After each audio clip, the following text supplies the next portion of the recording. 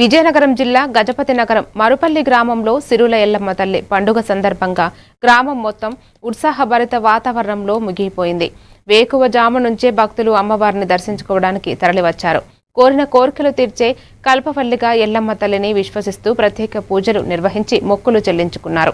సాయంత్రం జరిగే సిరిమాను ఉత్సవంలో వేలాది మంది భక్తులు పాల్గొని అమ్మవారిని దర్శించుకుంటారని తెలిపారు. భక్తులకు త్రాగునీరు, విద్యుత్ భద్రతా ఏర్పాట్లు చేసినట్లు సర్పంచ్ తెలిపారు.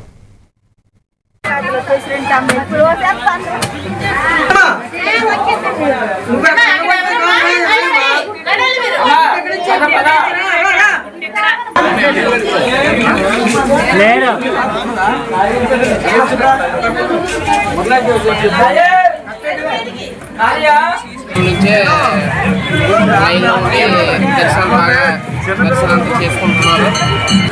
18 సంవత్సరాలు అయింది. ఈ